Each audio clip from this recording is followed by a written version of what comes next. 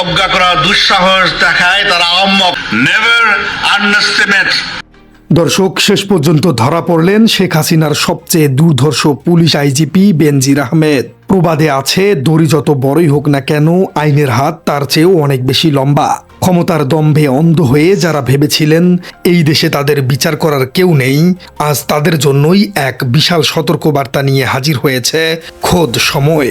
যে মানুষটির এক ইশারায় একসময় পুরো দেশের প্রশাসন কেঁপে উঠত, যার ভয়ে সাধারণ মানুষ তো বটেই, বিরোধী দলের বড় বড় নেতারাও তটস্থ থাকতেন, সেই সাবেক আইজিপি এবং র্যাবের সাবেক মহাপরিচালক বেনজির আহমেদ আজ সাধারণ এক আসামির মতো বিদেশের মাটিতে গ্রেপ্তার হয়েছেন।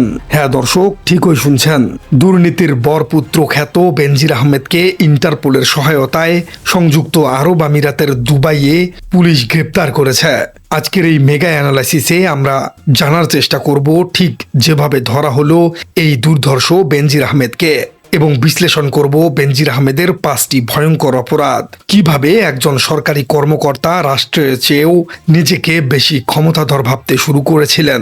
দর্শক, শুরুতেই আসা যাক অভাবনীয় আটকের পেছনের গল্পে। আজ 14 জুন 2026 রবিবার দুপুরে পুলিশ সদর দপ্তর থেকে এক চাঞ্চল্যকর খবর নিশ্চিত করা হয়েছে। কিন্তু এই আটকের জাল বোনা শুরু হয়েছিল আরও অনেক আগে। দুদক বা দুর্নীতি দমন কমিশনের উপপরিচালক মফিজুল ইসলাম 2024 সালের 15 ডিসেম্বর বেনজিরের বিরুদ্ধে জ্ঞাত আয় বহির্ভূত সম্পদ অর্জনের মামলাটি দায়ের করেন। দীর্ঘ তদন্ত শেষে 2025 সালের 30 নভেম্বর আদালতে চার্জশিট বা অভিযোগপত্র জমা দেয়া হয়। এরপর এই বছরের 8 মার্চ ঢাকার মহানগর সিনিয়র স্পেশাল জজ আদালতের বিচারক সাব্বির ফয়েজ তার বিরুদ্ধে আনুষ্ঠানিকভাবে গ্রেপ্তারি পরোয়ানা জারি করেন। বেনজির বুঝতে পেরেছিলেন দেশের মাটিতে তার দিন ফুরিয়ে এসেছে, তাই তিনি আগেভাগেই বিদেশে পালিয়ে যান। কিন্তু আন্তর্জাতিক পুলিশি সংস্থা ইন্টারপোলের রেড নোটিশের কারণে দুবাই পুলিশের হাতে শেষমেশ ধরা পড়তেই হলো। একজন আইজিপি যার দায়িত্ব ছিল দেশের মানুষকে নিরাপত্তা দেয়া, তিনি কেন এতটা দুর্ধর্ষ হয়ে উঠলেন? চলুন দর্শক, এই পতনের পেছনের 5টি ভয়ঙ্কর অপরাধের আইনি এবং কাঠামোগত বিশ্লেষণ করা যাক। তার প্রথম অপরাধ হল অবৈধ সম্পদের পাহাড় এবং মানি লন্ডারিং। দুদকের মামলার চার্জশিট অনুযায়ী বেনজির আহমেদ তার দাখিল করা সম্পদ বিবরণীতে স্থবর সম্পদ দেখিয়েছেন 6,45,00,000 টাকার এবং অস্থাবর সম্পত্তি দেখিয়েছিলেন 5,74,00,000 টাকার। কিন্তু তদন্তে বেরিয়ে আসে আসল থলের বিড়াল। তার নামে বাস্তবে পাওয়া যায় 7,52,00,000 টাকার স্থাবর এবং 8,15,00,000 টাকার অস্থাবর সম্পদ। এটি তো কেবল কাগজে কলমের হিসেব, বাস্তবে তার দেশ এবং বিদেশে হাজার হাজার কোটি টাকার সম্পদ রয়েছে। অর্থনীতি এবং আইনের ভাষায় এটাকে বলা হয় মানি লন্ডারিং বা অর্থ পাচার।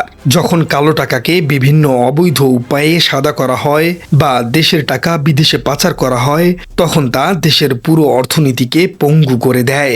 একজন সরকারি বেতনভুক্ত কর্মকর্তা হয়ে এত বিশাল সম্পদের মালিক হওয়াটা বাংলাদেশের কাঠামোগত দুর্নীতির এক নগ্ন উদাহরণ।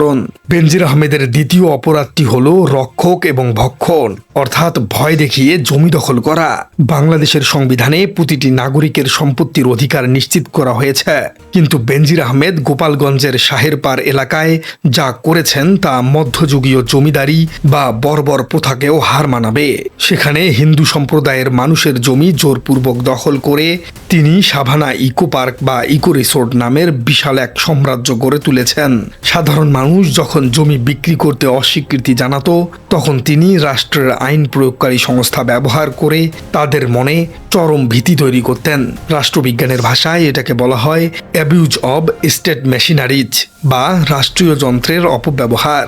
যে পুলিশ বা বাহিনীর কাজ ছিল ওই নিরীহ মানুষকে রক্ষা করা, সেই বাহিনীকেই তিনি নিজের ব্যক্তিগত লাঠিয়াল বাহিনী হিসেবে ব্যবহার করেছিলেন। বেনজির আহমেদের তৃতীয় অপরাধটি হল পাসপোর্ট জালিয়াতি এবং পরিচয় গোপন।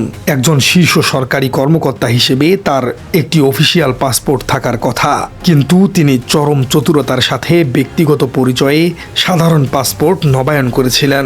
আইনের চোখে এটি একটি গুরুতর অপরাধ, যাকে বলা হয় আইডেন্টিটি ফ্রড বা পরিচয় জালিয়াতি। কেন তিনি এটি করেছিলেন? বিশ্লেষকরা মনে করছেন নিজের দুর্নীতির টাকা বিদেশে পাচার করা এবং প্রয়োজনে সাধারণ নাগরিকের ছদ্মবেশে দেশ থেকে পালিয়ে যাবার জন্যই এই নিখুঁত পূর্ব পরিকল্পনা করেছিলেন তিনি। এই একটি ঘটনা প্রমাণ করে যে তিনি জানতেন তার এই অবৈধ সাম্রাজ্য একদিন তাসের ঘরের মতো ভেঙে পড়বে। দর্শক, তার চতুর্থ অপরাধ হল ভয়ের রাজত্ব কায়েম এবং কণ্ঠরোধ। বেনজির আহমেদ যখন ক্ষমতায় ছিলেন তখন তিনি পুরো দেশে একচ্ছত্র ভয়ের আবহ তৈরি করেছিলেন। বিরোধী মত দমন এবং ভিন্ন মতাবলম্বীদের উপর খড়গ নামিয়ে তিনি নিজেদের আইনের ঊর্ধ্বে প্রতিষ্ঠিত করেছিলেন। গণতান্ত্রিক রাষ্ট্রে পুলিশ বা প্রশাসনের কাজ হল আইনের শাসন নিশ্চিত করা, কারোর রাজনৈতিক এজেন্ডা বাস্তবায়ন করা নয়। কিন্তু তিনি আইন প্রয়োগকারী সংস্থাকে একটি নির্দিষ্ট গোষ্ঠীর রাজনৈতিক হাতিয়ার হিসেবে ব্যবহার করেছিলেন। সংবিধানের ২৭ নম্বর অনুচ্ছেদে বলা হয়েছে, সকল নাগরিক আইনের দৃষ্টিতে সমান এবং আইনের সমান আশ্রয় লাভের অধিকারী। কিন্তু বেনজির আহমেদের এই আমলে আইনি সাম্যকে রীতিমতো পদদলিত করা হয়েছে। তার এই ভীতি প্রদর্শনের কারণেই মানুষ বছরের পর বছর মুখ খুলতে সাহস পায়নি। বেনজির আহমেদের পঞ্চম অপরাধটি হল রাজনৈতিক প্রশ্রয়ে দম্ভ এবং ক্ষমতার অপব্যবহার। বেনজিরের এই দুর্ধর্ষ হয়ে ওঠার পেছনের সবচেয়ে বড় কারণটি হল তৎকালীন সরকারের অন্ধ রাজনৈতিক প্রশ্রয়। তিনি বুঝতে পেরেছিলেন যতক্ষণ ওপর মহলের আশীর্বাদ তার মাথার উপরে আছে ততক্ষণ তিনি ধরাছোঁয়ার বাইরে। এই রাজনৈতিক ছত্রছায়াই তাকে ধরাকে সরা জ্ঞান করার দুঃসাহস জুগিয়েছিল। বাংলাদেশের সংবিধানের ২১-এর ২ নম্বর অনুচ্ছেদে স্পষ্ট বলা আছে, সকল সময়ে জনগণের সেবা করিবার চেষ্টা করা প্রজাতন্ত্রে কর্মে নিযুক্ত প্রত্যেক ব্যক্তির কর্তব্য। কিন্তু বেনজির আহমেদ জনগণের সেবক হবার বদলে জনগণের প্রভু বা শাসক হতে চেয়েছিলেন। ইতিহাসের পাতা উল্টালে দেখা যায়, যখনই কোনো রাষ্ট্রে প্রশাসকদের জবাবদিহিতার ঊর্ধ্বে তুলে দেয়া হয় তখনই সেখানে এমন ফ্রাঙ্কেনস্টাইনের জন্ম হয়। দর্শক, পুরো ঘটনাটি আমাদের দেশের জন্য এক বিশাল শিক্ষণীয় বিষয়। বেনজির আহমেদের এই উত্থান এবং পতনের প্রমাণ করে যে অন্যায় করে পার পেয়ে যাবার দিন হয়তো শেষ হয়ে আসছে। ইন্টারপোলের মাধ্যমে তাকে দেশে ফিরিয়ে আনার এই প্রক্রিয়া আন্তর্জাতিক কূটনীতি এবং আইনের এক বড় বিজয়। এর ফলে শুধু বেনজির নয়, বরং ভবিষ্যতে যারা ক্ষমতার চেয়ারে বসে সাধারণ মানুষকে শোষণ করার স্বপ্ন দেখবে তাদের মনেও এক বিশাল ভয়ের সৃষ্টি হবে। দেশের সাধারণ মানুষ আজ এই খবরে স্বস্তির নিঃশ্বাস ফেলছে। তারা দেখছে প্রকৃতির বিচার বড়ই অদ্ভুত। যে মানুষটি একসময় পুরো দেশকে খাঁচায় বন্দি করে রাখতে চেয়েছিলেন, আজ তিনি নিজেই আইনের খাঁচায় বন্দি। তবে এখনই সবকিছু শেষ হয়ে যায়নি। দেশের মাটিতে তাকে ফিরিয়ে এনে সুষ্ঠু বিচার নিশ্চিত করা এবং তার আত্মসাৎ করা জনগণের প্রতিটি পয়সা রাষ্ট্রীয় কোষাগারে ফেরত আনাই এখন সবচেয়ে বড় চ্যালেঞ্জ। প্রিয় দর্শক, আপনাদের কি মনে হয় দুর্ধর্ষ বেনজির আহমেদের এই পতনকে আপনি কিভাবে দেখছেন? তাকে দেশে ফিরিয়ে এনে আসলে কি দৃষ্টান্তমূলক শাস্তি দেওয়া সম্ভব হবে, নাকি আইনের কোনো ফাঁকফোকর গলিয়ে আবারও তিনি পার পেয়ে যাবেন?